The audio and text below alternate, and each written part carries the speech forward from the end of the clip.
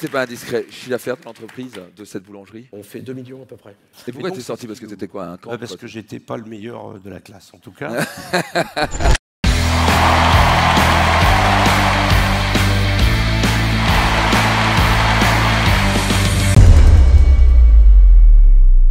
Tenez un applaudissement pour Dominique Orocht, s'il vous plaît. C'est bon, Dominique, go! Bonjour. Dominique, s'il vous plaît, Dominique. Donc, on se retrouve ici avec des chefs d'entreprise, ceux-là qui lancent des business, certains qui ont déjà un business qui commence à tourner 200, 500 000 euros de chiffre d'affaires, et d'autres qui ont plusieurs millions d'euros de chiffre d'affaires. Et donc déjà, merci Dominique de venir. Tu es un homme très occupé maintenant, donc vraiment merci de prendre le temps de venir. Merci beaucoup, Max. Bonjour à tous. Vous allez m'intimider, je pense. Hein. Donc, très heureux d'être avec vous, en tout cas, et très heureux d'avoir pris un peu de temps pour partager, écouter, échanger. Écoute, génial. Donc, dis-nous un petit peu, avec grand plaisir. Merci, Dominique. Et dis-nous un petit peu, donc ça fait... tu es né en Côte d'Or, c'est ça?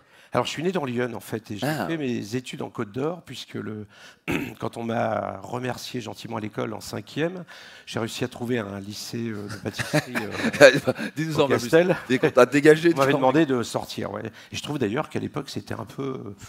C'est un peu limite, quoi, hein, quelquefois. Et pourquoi tu es sorti? Parce que t'étais quoi, un camp? Parce que j'étais pas le meilleur de la classe, en tout cas. Pour tout vous dire, donc un peu agité. Et puis en fait, j'ai fait cette école de pâtisserie à Dijon, et en fait, qui a été un peu une révélation, quoi, puisque j'avais quelque chose de concret, un métier qui me parlait, parce que bon, c'est vrai, quelquefois on est fait pour les études, quelquefois pas du tout, et je pense qu'il ne faut pas insister quand c'est le cas. Donc là, j'ai pu commencer en fait le métier dans cette école, et puis après j'ai travaillé voilà, dans différentes places en France, aux États-Unis. Ce métier m'a permis de vraiment voyager, puisque c'est vraiment un super passeport. Ça m'a permis de vivre, de travailler, de découvrir des... T'allais vivre aux États-Unis pendant un moment? Oui, c'est ça, oui. Mais à travers la boulangerie ou c'était? Tout à fait, à travers la boulangerie. C'est-à-dire que quand je suis sorti d'école, j'ai été travailler donc dans Lyon, en Bourgogne, ensuite à Paris, faire un peu mes armes, un service. Et puis après, j'ai voulu vraiment voyager. Et là, je me suis aperçu déjà qu'on avait une force dans ce métier, c'est que c'était le meilleur passeport. Là, j'ai pu partir tout de suite aux États-Unis, où à l'époque, il y avait encore maintenant le problème de la green card. Et en fait, c'est vrai que des boulangers, des pâtissiers, on en cherche un petit peu partout dans le monde. Tu as cherché aux États-Unis des boulangers? Voilà. Alors moi, je suis allé travailler, puisque j'étais jeune, je n'étais pas installé. En fait, j'ai essayé de profiter un petit peu de... Vas-y, continue. Vas-y. Profiter un petit peu de mon expérience, puisqu'on va... on part, généralement, quand on va à l'étranger, c'est là où on commence à savoir travailler, quoi. On ne va pas à l'étranger pour apprendre à travailler. Et donc, ça m'a permis de voyager et puis toujours d'être avec aisance, avec un métier. Donc, et tu as toujours rêvé de devenir boulanger? Je ne pourrais pas dire ça. Bon, je suis né dans le métier, puisque mes parents étaient boulangers-pâtissiers. Ah. Mais c'est vrai, quand j'ai eu cet échec scolaire, tout de suite, je me suis peut-être réfugié côté familial. Et voilà, c'était une ouverture, une opportunité que j'ai eue. Donc, tu as un peu suivi ce que faisait papa-maman, tout doucement, tu as fait cette formation-là. Et qu'est-ce qui te plaît dans ce métier? Écoutez, c'est un métier qu'en fait, où on a la production, distribution, gestion. Quand on a une entreprise, c'est très intéressant, mais il y a un côté artistique. Et surtout, ce lien familial qu'il y a dans les boulangeries. Je ne veux pas faire trop de pub pour l'artisanat, mais un petit peu quand même. C'est hyper important, une boulangerie. Nous, les gens, on les voit tous les jours. On voit toutes les classes sociales, tout le monde passe dans le magasin. Par exemple, un jour, j'avais Carlos Ghosn qui faisait la queue avec des gens qui travaillaient aux poubelles. Ça, c'est amusant. Et tout le monde rentre dans une boulangerie, paye la baguette le même prix. Donc pas un prix national, mais vraiment, la boulangerie est un échange où des gens viennent chercher leur pain, bien sûr, hein, l'habitude des Français tous les jours, mais ils viennent aussi chercher un peu de réconfort, un peu d'échange. Dans les villages, c'est très très important. Quand la boulangerie disparaît dans un village, c'est un village moribond, puisque les gens viennent se rassembler à ce moment-là. Je vois aussi l'exemple dans ma boulangerie, celle que connaît Marine, puisqu'elle a eu les clés pendant un moment, alors qu'elle était toute jeune, hein, on peut le dire. Et là, vraiment, il y a des femmes qui arrivent avec le CDE de l'étranger et tout ça, et avec l'école et la boulangerie, ils rencontrent tout le quartier. C'est vraiment le lien social, il n'y a pas seulement le produit. Voilà, c'est un business très important. Et ça nous permet de voir, connaître tout le monde, échanger, et puis toujours travailler contre la montre, des produits frais tous les jours. Et puis aussi, on a la création. C'est-à-dire que si un jour on va faire une baguette en forme de S, rien ne nous empêche. On peut faire différentes créations, gâteaux, pain, etc. Qui sent la passion de Dominique? Oui, là, on parle avec passion. Alors, ça, c'est sympa, ça. Et alors, donc, très intéressant ici. Donc, j'ai l'impression ici, le côté social est très important pour toi. Ce côté, tu discutes avec tout le monde, tu rencontres tout le monde. Il y a ce côté un peu social très important. Et quels ont été les moments les plus difficiles pour toi dans ta carrière? Alors en fait, il y a toujours je crois que les premiers moments difficiles ont été un petit peu quand on attaquait, enfin quand j'ai démarré ce métier manuel à l'époque, on n'avait pas vraiment la cote. Ce qui n'est plus vrai aujourd'hui, puisque avec les émissions, le meilleur pâtissier, boulanger, cuisinier, tout s'est un petit peu a pris un petit peu de galon. Mais à l'époque, c'est vrai, quand vous sortiez avec des étudiants, on n'avait pas trop la cote jeune. Donc ça, ce sont des moments qui ont été un peu difficiles. Ensuite, il y avait le travail quand même de nuit, après, on prend plaisir à tout ça, mais au début, quand on est jeune, on veut sortir le samedi soir, il faut oublier de dormir. Donc ça, ce sont des moments un petit peu compliqués. Tu commences à quel âge? Enfin, à quelle heure, pardon, le matin? À l'époque, j'avais, généralement, je commençais à 3 ou 4 heures du matin. C'est vrai que si on sortait à l'époque avec les jeunes, on retirait le blazer, on mettait la veste de boulanger ou de pâtissier, puis on allait travailler. Donc c'était des moments un petit peu, quelquefois difficiles. Mais tu maîtrisais la sieste flash, c'est ça? Voilà, on attendait la sieste avec bonheur, parce que je me souviens même quelquefois d'attendre avant de m'endormir et savourer mon lit, mais bon, beaucoup de gens font ça. Je vois que beaucoup de gens se lèvent très tôt, 5 heures, 4 heures, même quelquefois des vendeuses aujourd'hui chez moi qui se lèvent à 5 heures pour arriver à l'ouverture à 6 heures. Donc, mais bon, quand on est jeune, c'est pas toujours facile. C'est clair. Et donc tu as fait ça pendant combien de temps? Tu es encore au four et au moulin, non? Alors maintenant, je suis un petit peu moins engagé dans le côté pro. Alors ça m'est arrivé semaine dernière, 2 jours, on était un peu juste, il manquait du monde, plus des communions, etc. Mais sinon, j'ai plus de poste pratique dans ma boulangerie. Donc tu as cessé d'être opérateur, tu es devenu chef d'entreprise. Je suis un peu plus chef d'entreprise, je dirais, mais je suis quand même là tous les matins dans ma boulangerie vers 5, 6, 7 heures. Et puis après, je vais à la Confédération, puisque j'ai d'autres fonctions. Et après, je reviens dans ma boulangerie, parce que j'ai un besoin de voir mes clients, j'ai un besoin de voir aussi mes salariés tous les jours, puisqu'ils ont des choses à demander, à suggérer, à faire un échange, carrément, puisqu'une entreprise, c'est une équipe, comme vous le savez. Et voilà, je pourrais quelquefois, où c'est en place, arriver à 10 heures, mais on a vraiment le besoin d'être dans une entreprise. C'est un besoin pour eux, pour nous. Par exemple, là, il y avait un coup de bourre, je suis venu avec eux, ils étaient super contents. Voilà, on n'arrive pas le matin ébahis, on se dit, ah bon, il y avait du travail. Et donc, voilà, une entreprise, je crois que ça stimule, ça motive. Il y a des moments où ça va bien, tout ça va moins bien, mais voilà, s'il faut toujours être là pour l'entreprise. Et quelles seraient pour toi j'ai l'entreprise qui sont là pour apprendre là-dessus. Et quelles seraient pour toi les clés principales ou les secrets ou les principes principaux qui vont faire une entreprise à succès? Je crois qu'il faut toujours avoir un but.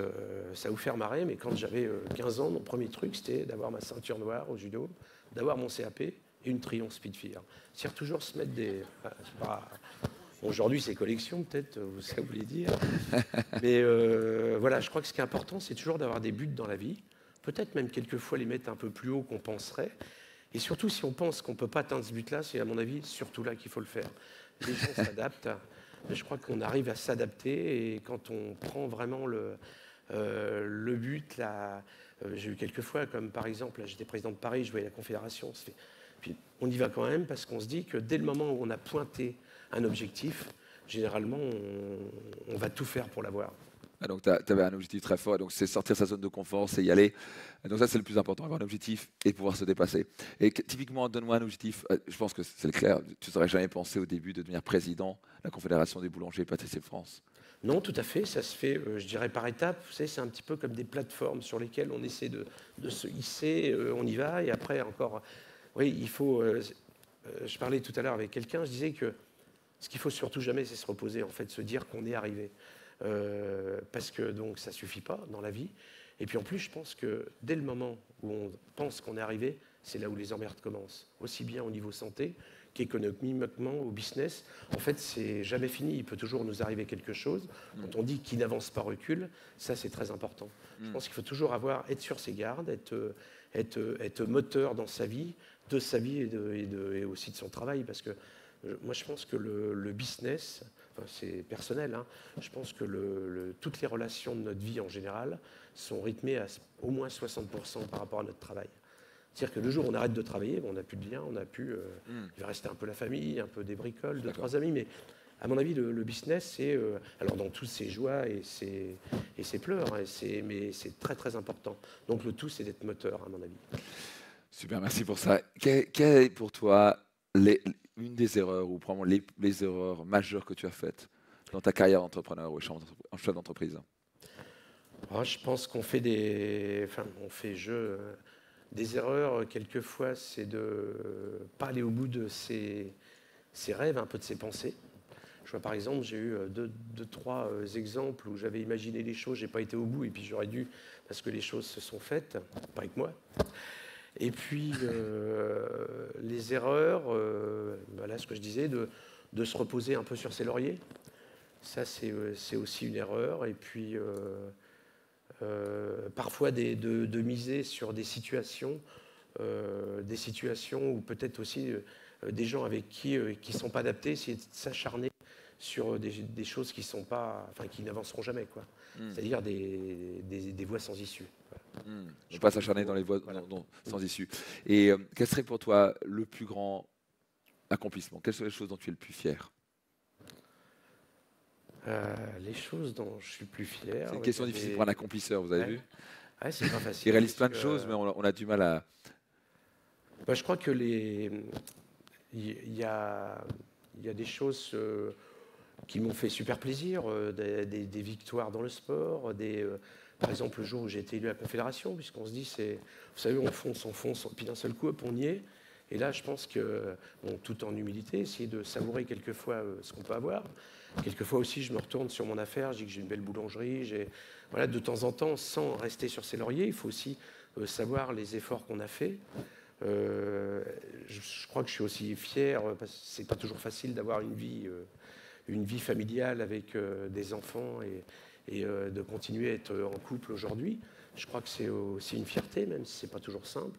Donc voilà, je crois que voilà, j'ai pas un truc sur lequel je suis fier. Par exemple, d'avoir demandé à la baguette UNESCO que si ce projet arrive, c'est vraiment, et qu'il est démarré, si ça arrivait à aboutir et à aider la profession, là, je serais très satisfait. Et donc, tu me racontais mon histoire. Il y a deux anecdotes que tu me racontais. Ce serait génial de les partager. La première fois, c'est la baguette dans l'avion. Et je pense que tu t'en rappelles. Et la deuxième, c'est que tu as donné, je crois, à quelqu'un. Bref. Et la deuxième, c'est la première fois que tu étais devant, je crois, des ministres et des choses comme ça quand tu as été élu. Qu'est-ce que ça t'a fait? Donc, toi, tu peux nous raconter ces deux anecdotes. Alors, déjà, la première, oui, c'est en avion. Un jour, je vais en Corse assez régulièrement. Et puis, en montant dans l'avion, j'avais emmené du pain et des bricoles pour, en fait, mes voisins en Corse. Et puis, en arrivant dans l'avion, comme je vois ces hôtesses de l'air qui sont toujours très sympas, à un moment donné, je leur dis, bon, je dis, vous allez manger dans l'avion? Ils me disent, oui, oui. Je dis, bon, vous allez vous manger votre pain de basse qualité? Elle me dit, oui. J'avais pas dit ça, mais bon, c'est bien. J'ai écouté, vous avez goûté ça, ça va vous changer tous les jours. Et en fait, ils ont été... c'est mieux que si j'avais donné une boîte de chocolat, ils ont été super touchés par le pain. C'est marrant, ces 3-4 bouts de pain que j'avais apportés, c'était un trésor pour eux. Et en fait, une demi-heure après, ils sont venus me voir, ils m'ont emmené dans la cabine, près du pilote, pour faire le voyage avec eux dans le cockpit. Donc j'avais vu, entre autres, une fois de plus, la force du pain qui est, je vous dis, c'est vraiment quelque chose de magique, quoi. Et puis ensuite, par exemple, c'est vrai qu'effectivement, sur toutes les choses politiques, par exemple avec la galette à l'Élysée, on est toujours... voilà, c'est ça où sur le parvis Notre-Dame où on fait la fête du pain, sont les deux seuls, par exemple la fête du pain sur le parvis de Notre-Dame, c'est la seule manifestation qui est autorisée à faire, parce que le pain paraît assez religieux, et voilà, le pain c'est transpartisan. Je rencontre beaucoup de gens politiques pour avoir des lettres de soutien sur la baguette à l'UNESCO. Quels que soient les partis, tout le monde est d'accord pour ça. Donc c'est vrai que c'est un côté magique. Alors je ne dirais pas que c'est facile, mais c'est quelque chose de merveilleux. Génial. Et donc la première fois que tu as été élu, tu as dû faire un speech devant je ne sais pas combien de personnes. Tu peux nous raconter ça? Ah oui, c'est la première fois où j'ai été élu président de Paris. En fait, donc il y avait C'est président de Paris ou président de la Confédération? Président de Paris et de la Petite Couronne, en fait, Île-de-France. Et là, pour l'occasion, donc, on me remettait les clés du syndicat du Quai d'Anjou, qui est sur l'île Saint-Louis, enfin, notre maison depuis 200 ans. enfin les maisons du syndicat, en tout cas des boulangers historiques. Et il y avait un repas de 400 personnes à la mairie de Paris, avec la maire de Paris, enfin tous les... Voilà, je passe toute la... Et en fait, j'ai eu ce discours à faire, et c'est vrai que c'est assez impressionnant, un petit peu comme avec vous aujourd'hui. Et en fait, quand je suis arrivé au micro, je leur ai dit, en fait, écoutez, je vais vous faire une confidence, c'est mon premier discours. Là, tout le monde s'est marré, et après, c'est parti, on a été à l'aise, on a été très franc dans l'approche, et ça s'est super bien passé, quoi. Je crois que ce qui est important, c'est de parler avec son cœur. Parler avec son cœur, on peut applaudir pour ça, excellent. Génial. Et typiquement, d'après toi, alors typiquement, on va parler un peu de recrutement et d'équipe. Qu'est-ce que tu regardes quand tu recrutes quelqu'un? Est-ce que tu recrutes tout n'importe quoi? Quelles sont les valeurs ou qu'est-ce qui se passe dans ta tête quand tu dis je vais recruter une personne pour ma boulangerie? Alors, je crois qu'il y a, vous savez, on parle toujours des 3 premières minutes, 3 premières, etc. Je crois que l'impact de la première vision, si on pouvait le marquer tout de suite et revenir 8 jours après, c'est rare qu'on se trompe. Enfin, c'est ce que j'ai remarqué, en tout cas, des attitudes, je sais pas, des regards, des premières paroles qui font que... Parce que là, en plus, quand on arrive et qu'on se présente, on ne triche pas, généralement, durant ces premières secondes. Et alors, nous, c'est pas, je dirais pas que c'est pas compliqué dans notre métier, mais il faut quand même que les gens aient la formation de boulanger pour un boulanger, pâtissier, il y a des recettes, il y a des règles à avoir, mais par exemple pour le personnel de vente, c'est un peu moins compliqué. Ce qu'on veut, c'est que des gens ils s'attachent assez rapidement au métier, qu'ils soient volontaires, c'est-à-dire qu'ils ne viennent pas au hasard, mais voilà, je crois qu'il faut des gens qui soient assez volontaires et qu'on sente qu'ils vont s'intégrer tout de suite dans l'équipe. De ce côté de s'intégrer dans l'équipe, il faut que l'équipe fonctionne bien ensemble, c'est ça? Ça, c'est, je veux dire, une équipe, c'est une famille, c'est le team, hein, comme on dit. Bon, dans notre boulangerie, tout le monde est... Ça force, quand on travaille ensemble, tous les gestes veulent dire quelque chose. Si vous avez la chance de venir dans ma boulangerie, on n'a pas tellement de place puisqu'on est sur Paris. Oui, les gens passent, hop, avec des plaques chaudes, tous s'organisent, c'est comme une fourmilière. Et ça, c'est un travail d'équipe.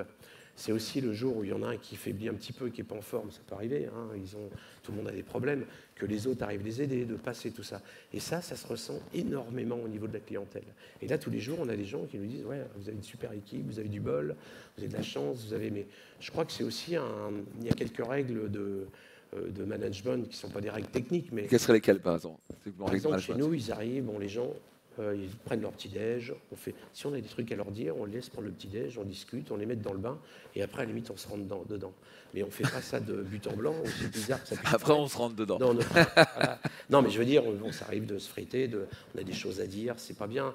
Mais voilà, la chose, c'est que il faut aussi, je crois que dans le management, essayer de comprendre qu'on n'est pas toujours en forme, hein, on a des soucis, et puis aussi essayer de s'attacher sur ses côtés humains. C'est-à-dire des petites choses sur lesquelles on oublie quelquefois. Moi, je vois un jour, un gars me disait vous descendez toujours pour nous engueuler. Je dis ouais, mais là... Et en fait, ça, c'est une erreur, une véritable erreur. C'est-à-dire, aller juste les voir pour les engueuler, c'est pas normal. Tiens, il y a des moments, un truc est bon, on regarde, on descend. Les gars, je me suis régalé. Où ils prennent une baguette, et là, il y a tout un tas de blagues qui font qu'on montre quand même aux gens qu'on est super content d'eux. Quelquefois, c'est pas grand-chose, mais juste quand il y a un gros coup de boulot, un petit coup d'humour, et puis le fait de les encourager. Voilà, parce que quand on a une place d'employeur, et plus on a d'employés, moins on est proche.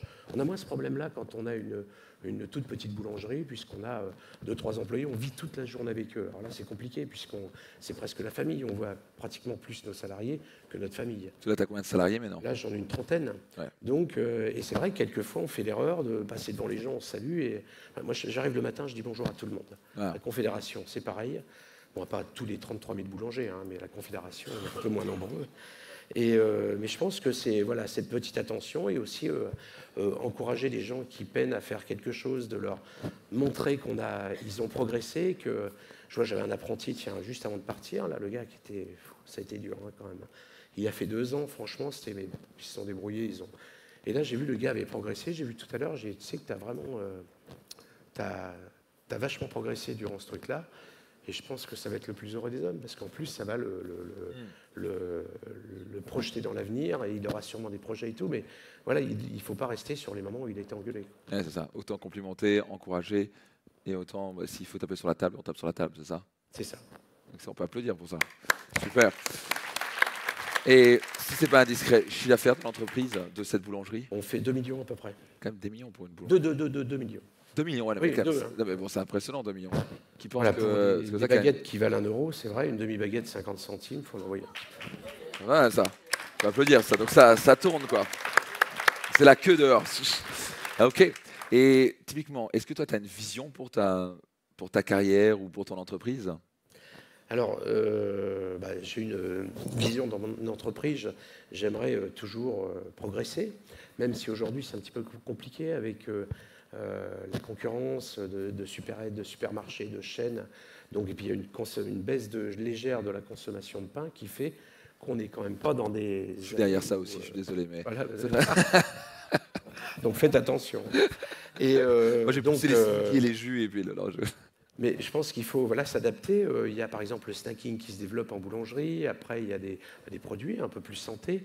Il faut qu'on soit à l'écoute de ce qu'attend le consommateur. Je parlais tout à l'heure, on parlait du pain, par exemple, Jean, très levain, très bio.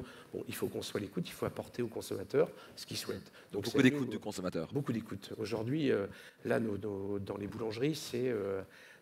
avec ce qui se passe quand même, toutes les plateformes, tout le numérique, ce qui va être livré à la maison, on a encore une chance de survivre, nous les artisans, avec ce côté traçabilité, ce côté de lien social, Ouais. ce côté de circuit court. C'est vrai que nous, on prend des meuniers qui sont à côté, on fabrique sur place. Baguette de tradition, c'est fait sur place, c'est pas congelé. Donc là, je pense que le consommateur a encore une grande confiance en son boulanger, en son artisan. Donc, par contre, il ne faut pas les trahir. S'ils viennent chez nous, c'est qu'ils veulent la qualité, qu'on soit capable de leur dire d'où vient la farine, où est-ce qu'elle a été cultivée, enfin pas très loin, même sur Paris, le bassin parisien, on a les meilleures farines. Donc voilà, notre truc, c'est d'arriver à s'adapter, suivre. Et puis j'ai la chance d'avoir un fils qui fait de la boulangerie, donc j'aimerais bien qu'il reprenne derrière. Notre boulangerie a été créée dans le premier immeuble en 1868. Donc depuis, ça a toujours été une boulangerie. Et c'est vrai, j'aimerais bien que ça perdure dans les années. Donc voilà. Et puis après, au niveau confédéral, là, j'ai un deuxième projet, c'est de défendre tous les 33 000 artisans boulangers, d'arriver à leur donner les clés de se défendre avec ce que je viens de vous dire. C'est de dispatcher, de trouver des bonnes idées, d'être un bon capitaine pour emmener les gens, les motiver, les former. Et puis aussi que beaucoup de jeunes arrivent à faire notre métier parce qu'on a vraiment un super métier, quoi. C'est clair. Génial. Et en revenant, que c'est quand même 33 000 boulangers, tu as quand même été élu. Et en plus, je crois que tu es le seul à Paris, qui vit à Paris, qui a été élu. Parce qu'avant, ils n'acceptaient pas que ce soit Paris. Tu peux un peu nous dire ça? En fait, j'ai été le premier Parisien à être élu à la Confédération parce que, ça y a toujours eu un peu des histoires, Paris, province, donc ça a été assez compliqué, finalement, d'arriver à ce poste parce qu'ils ont toujours l'impression que, et on peut comprendre en province, ils pensent que tout se passe à Paris, que c'est la Confédération, un peu comme les sièges d'entreprise. Donc ça n'avait jamais été le cas. Donc, quand j'ai fait mon tour, une campagne en fait en province où j'ai été parler avec les gens, je leur ai parlé aussi franchement, parce qu'on me disait, dis pas que tu es à Paris. Je suis boulanger à Paris, c'est compliqué quand même. Donc voilà. Où ta boulangerie en Belgique? Donc voilà, je leur ai dit que bon, moi je venais de province, que je connaissais quand même je suis né dans un village de 5000 habitants. Intéressant, tu t'es connecté à eux. Et tu as été très honnête avec eux. Tout à fait les voir et leur expliquer franchement. En leur disant que voilà, c'est pas parce que j'ai de Paris moi j'avais surtout un gros besoin d'aller en province, ce que je fais. Je me déplace beaucoup, je vais voir les gens parce que le but quand on est en confédération, c'est de faire remonter les problèmes, les idées aussi, tous les trucs positifs, et puis aussi faire redescendre ce qui sort des gouvernements, puisque c'est notre but au niveau confédéral. Incroyable. Et alors, qu'est-ce qui fait? Parce que quand même 33 000 boulangers, qu'est-ce qui fait d'après toi je sais que tu es quelqu'un d'humble, mais on va voir la vérité. Qu'est-ce qui a fait qu'ils ont voté pour toi? Je crois que des élections se font, vous voyez, c'est pas on arrive le jour même où les gens votent, il y a quand même je dirais pas, il y a tout un travail à faire petit à petit, parce qu'en fait, il y a une centaine de présidents qui votent, ce sont les grands électeurs, puisque les boulangers élisent leur président de fédération, et le jour de l'Assemblée générale, il y a une centaine 96 présidents de département qui vont élire un président. Donc il y a tout un travail à faire, à aller voir les régions qui, eux, parlent au département. C'est, je dirais, un peu un travail quand même politique. Il faut arriver avec un programme. Moi, j'ai mis 4 choses dans le programme. le fait de remettre les adhérents, je vais faire très vite, hein, digitalisation, la communication et la spécificité de notre métier. C'est-à-dire pas perdre le fait d'être boulanger, artisan, fabriqué. Vous savez, on a un cancer dans notre métier qui fait que parfois les gens baissent les bras parce qu'ils ont du mal à trouver des salariés, parce qu'ils ont eu un prud'homme, alors ils veulent parfois plus embaucher un tourier. Tourier, c'est celui qui fait des croissants, par exemple. Et là, ils vont se mettre à acheter des produits tout faits, par exemple des croissants surgelés. Donc moins cher, ils augmentent leur marge. Ça va plus vite, mais ça, c'est le cancer du métier, parce que si tout le monde fait ça, vous n'aurez plus la particularité, la spécificité d'un artisan à droite à gauche. Il y en a, ils viennent chez moi parce qu'ils aiment bien, mais il y en a, ils m'aiment pas. Ils vont aller chez l'artisan à côté. Et ce qui fait que c'est la spécificité, la richesse de tous les artisans de France. C'est-à-dire, il y a 33 000 baguettes différentes en France, des traditions. Tu veux protéger ça coûte que coûte. Ça, je veux le protéger. C'est vraiment une spécificité qu'on a en France. Vous voyez, en Europe, il y a 70% d'industriels, 30% d'artisans. En France, c'est l'inverse, c'est 60-70% d'artisans et 30% d'industriels. Et ça, il faut qu'on arrive à conserver ça. Sinon, après, on aura tous le même croissant, tous la même baguette, et vous aurez plus le plaisir d'aller faire vos courses. Excellent. Et donc, tu as dit ça côté politique, mais tu n'as pas vraiment répondu à la question. Je vais aller un peu plus loin. Qu'est-ce qui a fait? Quelles sont les qualités que tu as, d'après toi, donc tu as présenté un programme, donc déjà clair, mais c'était quoi? Est-ce que c'est, d'après toi, le personnage, c'est le fait que tu les as mis en confiance, le fait qu'ils ont senti ta sincérité de vouloir pousser le programme? C'était quoi, d'après toi? Je crois, vous savez, moi j'ai un... Bon, vous savez que c'est compliqué de parler de soi, hein, je vous le dis, hein. Même pas tous les jours. Je crois que si j'avais vraiment une qualité à déterminer, je crois que quelqu'un pourrait en témoigner, c'est Marine, puisqu'elle me connaît depuis longtemps. Moi, j'arrive le matin, on se demande si je suis pas simple. Je suis vraiment heureux de vivre, sauf quand je suis malade ou dès le moment où je suis en forme, que j'arrive dans ma boulangerie ou que je vais en vacances, je suis toujours de bonne humeur. Et ça, j'ai rencontré encore des anciens chefs qui m'avaient vu dans les restos partout où j'ai travaillé. C'est vrai que j'avais toujours la pêche, toujours heureux de vivre parce qu'il fait beau, parce que j'ai ma moto que je me suis achetée, je suis content de l'avoir, même si c'est pas la plus belle, parce que voilà, on passe une bonne journée. Je suis allé en Alsace faire une balade gourmande, j'étais super content de les voir tous, et puis sans tricher, quoi. Vous savez, vous trichez 5 minutes, mais moi, je suis vraiment content. J'arrive avec des boulangers du coin. J'arrive avec... là, je suis avec vous. Je suis super content. J'ai passé un moment à table avec des gens. J'en ai vu. Il y avait un peu de tous les métiers. J'ai appris plein de choses. En fait, je suis presque toujours content. Pas plaisir pour ça. Excellent. Non, je vous dis presque parce qu'on a eu une petite tuile hier, mais sinon, voilà, je suis toujours content. Donc c'est intéressant. Donc tu sais apprécier le chemin, en fait. Tu cultives la gratitude. Tu te dis, bah, c'est ça, c'est génial. Tu te focalises sur ce qui est bien dans ta vie, apparemment. Voilà, je crois qu'il faut... vous savez, quand j'entends, j'allais en province, les gars ils disaient, ouais, mais vous à Paris, vous avez... J'ai dit, attendez, nous à Paris, c'est pareil. Moi, hier, j'ai une façonneuse, boum, elle est tombée en panne, la courroie, il fallait courir. Après, on a un gars qui vient pas, j'en ai 3 malades, Bien sûr qu'il y a des problèmes, mais à côté de ça, bon, si on n'est pas de problème, tout le monde le ferait. Ouais. On serait tous... Non, il y a des problèmes, et après des problèmes, il y a le soleil qui revient. On est content, on a passé une bonne journée, une bonne semaine. Puis je crois que la vie, vraiment, vaut... ça, c'est important, de se lever le matin. Vous savez, je me souviens d'un monsieur, le père d'une copine, qui avait il a eu 3 cancers. Hein. Il a eu les poumons, le truc. Et puis, il s'en était sorti, toujours à patate. Et un jour, on était jeunes, et puis on commençait à parler du truc. Il me dit, tu sais, si le matin, tu te lèves et que tu dis que tu es fatigué toute la journée. Et je vous garantis que ça, je m'en suis souvenu, mais tout le temps. C'est-à-dire que si vous commencez à vous plaindre, il y a 4000 façons de se plaindre, quoi. C'est, voilà, hein, je suis mal garé, il fait pas beau, il fait trop chaud, il pleut. Bon, mais bon, à côté de ça, on a plein de... Je crois qu'il faut vivre la vie à plein poumon. On peut applaudir pour ça. Super. Si tu devais donner un conseil, allez, 3 conseils à un chef d'entreprise au XXIe siècle, ce serait quoi? Parce que c'est intéressant, qui a trouvé ça intéressant? Digitalisation dans la boulangerie. On a parlé de digital hier, même dans la boulangerie. Mais si tu devais donner un conseil, 1 ou 3 conseils à un chef d'entreprise, ce serait quoi? Au XXIe siècle, pour non seulement pas survivre, mais prospérer, ce serait quoi? Je crois qu'il faut être curieux, voir un petit peu ce qui se passe autour.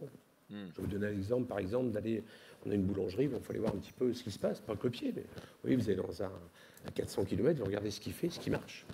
Je crois qu'il faut essayer de suivre le cours de la vie de ce qui marche, d'essayer d'anticiper. Vous voyez, par exemple, je crois que c'était pour les photos, ceux qui n'ont pas vu arriver le numérique, dans certains métiers aussi, ceux qui n'ont pas vu arriver il y a des vagues qui se préparent, il ne faut pas se dire non, on ne risque rien. Je pense qu'il faut être toujours sur ses gardes, ouais. Comme au judo, toujours en garde. Et puis, je crois écouter, il y a toujours des gens qui sont de bons conseils, pas toujours les plus importants, mais voilà, je crois que ce seraient les deux conseils. J'en ai sûrement plein, mais je n'ai pas préparé. Donc anticiper, écouter, non, mais c'est ça. Écouter, anticiper, ça, je pense que c'est une très bonne chose. Ça fait 1 an, en gros, que tu es président de la Confédération des boulangers et pâtissiers de France. Oui. Et qu'est-ce que tu as appris? Là, tu te retrouves avec des dîners avec Patrick Poivre d'Arvor, tu as rencontré le président, si je ne me trompe pas. Ouais. Et donc, je pense que c'est une aventure assez surprenante. Qu'est-ce que tu apprends dans tout ça? Ce que j'ai appris, c'est je crois qu'au niveau confédéral, oui, on est dans une fédération, c'est une chose. On est en relation avec les boulangers, en direct, hein, un problème, le gars, ouais, j'ai un problème de fermeture, j'ai un problème. Là, après, quand on arrive au niveau confédéral, on est avec, je dirais, plus des grands courants d'histoire d'hommes, de choses. Les problèmes sont plus globaux. Ça démarre dans un endroit, donc il faut aller éteindre les feux, il faut revenir, donc c'est plus ce sont des grands courants qui démarrent, quoi. Et après, il y a aussi une histoire de responsabilité, parce que quand il y a des grosses décisions à prendre pour différentes choses qui se présentent, et en fait, je dirais la chose la plus grande à porter, c'est qu'en fait, là, on est en haut de la pyramide, c'est moi qui donne la dernière décision. C'est-à-dire, vous prenez une décision, il faut espérer que ce soit la bonne, quoi. Ouais. C'est ça, en fait. Parfois, ça m'empêche de dormir. Voilà, c'est ça, à un moment donné. Bon, au début, on fait vous savez, c'est un peu comme si vous parliez à la radio pour vous, ou alors après, si vous parlez à la radio pour 33 000 personnes. C'est-à-dire qu'à chaque fois, vous posez la question si vous avez pris la bonne décision. Et là, en fait, il y en a, par exemple, là, en ce moment, on est avec le 7 sur 7. Vous savez, les boulangers veulent conserver sur fermeture, d'autres ne veulent pas. Donc, à un moment donné, il faudra trancher avec des arrêtés préfectoraux. Et là, il faut se dire, quand on prend une décision, tout de suite, elle n'est pas dure à prendre, mais il faut voir aussi les conséquences qui vont derrière. C'est-à-dire qu'après, vous traînez des choses à qui on dit, bah oui, c'est lui qui avait fait ça, quoi. Ouais, donc une lourde responsabilité. Voilà, donc à réfléchir avant. je crois qu'on apprend un peu à se poser un peu plus, à essayer de voir, de se projeter sur l'avenir. Voilà, je crois que c'est ça les grandes choses qu'on peut apprendre. Après, apprendre aussi les hommes. Hein, on prend encore. On s'aperçoit qu'il faut faire un gros travail. Je pense qu'on découvre un peu Enfin là, j'ai découvert un petit peu le métier que ou les choses que pouvaient ressentir des hommes politiques. C'est-à-dire qu'il y a des trucs qui partent, même des choses qui sont dites en bien, en mal. Je pense qu'il faut gérer ça, et je suis pas sûr qu'ils doivent s'amuser tous les jours. Tu m'étonnes. Ouais, tu m'étonnes, ça va pas être facile. Après, maintenant, si t'es pas critiqué, t'avances pas, vrai. Voilà, c'est ça. De toute façon, on dit dès que on est acteur, on a des détracteurs. On m'a dit ça. C'est pas mal celle-là. Ouais, qui aime celle-là? C'est vraiment ça. Si on bouge pas, on est 6 pieds sous terre, pas vrai? Ouais. Et tu as rencontré le président? Alors oui, j'ai rencontré le. Alors, c'est quoi de rencontrer le président? Bah, c'est quand même impressionnant, parce que on s'entraîne un petit peu, hein, quand même. Je prépare un discours, puis essayer d'avoir un discours, puis qu'on envoie un peu de rencontré à l'Élysée? J'ai rencontré à l'Élysée, oui, pour aller lui porter une galette de 1,50 m, avec qui je suis allé avec 130 collaborateurs, donc tout mon bureau élu et les proches, et présenter les vœux au président. Et j'en ai profité pour lui passer quelques messages, donc dans des discours qu'on présente quand même 2-3 jours avant, qu'il puisse. Et là, en fait, écoutez, j'ai vu un homme qui est jeune, dynamique, hein, qui avait fait déjà 2-3 vœux dans la journée, et puis qui nous a écoutés, et puis qui nous a suivi au niveau parce que je demandais sur l'apprentissage, je demandais sur 2-3 dossiers, dont l'UNESCO, et là, c'est où ça a été lancé. Et là, il nous a donné son soutien plein et entier. Et donc là, j'ai trouvé que c'était génial, parce que quand on lance un dossier avec l'appui du président de la République, j'ai l'impression que les portes s'ouvrent quand même plus vite. Qui pense que si vous êtes appuyé par le président, vous faites l'appuyer? Donc puisque le dossier UNESCO commence par la culture, et donc on a appelé, on a eu rendez-vous la semaine d'après. Donc ça ne veut pas dire que c'est fait, bien sûr, puisqu'il y a un premier niveau au niveau national, où c'est le CPEI, Comité du patrimoine ethnologique français, sur lequel à l'automne, début d'année, la France, avec la ministre de la Culture, va décider parmi 8 dossiers qui sera le représentant. Donc ce sera la baguette, ou la danse des ours, ou la course camarguaise. Bref, quelque chose sera sélectionné. Ok, donc tu es en compétition avec. Voilà, on est compétition nationale. Donc là, il faudra qu'on soit élu au niveau national pour ensuite défendre les couleurs au niveau de l'UNESCO, et c'est un dossier tous les 2 ans. Donc après, on n'est pas sûr d'être élu, mais bon, voilà, ça fait partie de notre travail. Mais ce qui est important aussi, c'est le chemin. Et je pense que ça nous apprend à nous débrouiller au niveau politique, ça nous ouvre des portes. Puis au passage, je ne dis pas que la baguette est un prétexte, mais au passage, on peut parler quand même de la fermeture, on peut parler d'apprentissage pendant qu'on les tient. Donc voilà, c'est très important. Très très bien. Et qu'est-ce qui t'a motivé à devenir président, à déposer ta candidature et être élu? C'est quand même une lourde responsabilité quand même. C'était l'aventure, c'est le challenge, c'est quoi? Ouais, mais je crois qu'il y a, vous savez, dans la vie dans une entreprise, par exemple, il y a un peu comme vous avez, je parlais tout à l'heure avec quelqu'un qui veut développer, il en a une, il en veut une autre.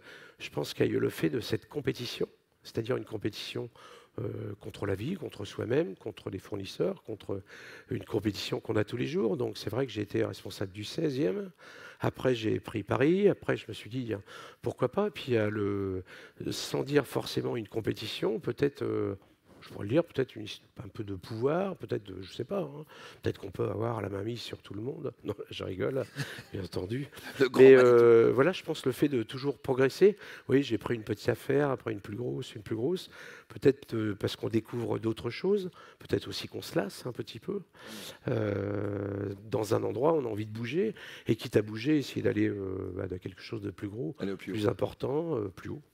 Je pense qu'il faut pas avoir honte de le dire. J'aime dire le bonheur est dans la croissance. On est en train de croître, on est heureux. On peut applaudir Dominique pour ça, excellent. On l'applaudit encore. Pour finaliser cette vidéo, j'ai un cadeau pour vous qui peut vraiment changer votre vie. Comme vous l'avez compris, 54% du succès de l'entreprise, c'est la qualité de votre recrutement. Et ce cadeau, c'est une checklist simplifiée mais puissante avec des questions spécifiques que vous voulez absolument poser lors de vos prochains recrutements. Donc soyez certain de cliquer dessus, allez télécharger cette checklist gratuitement dès maintenant.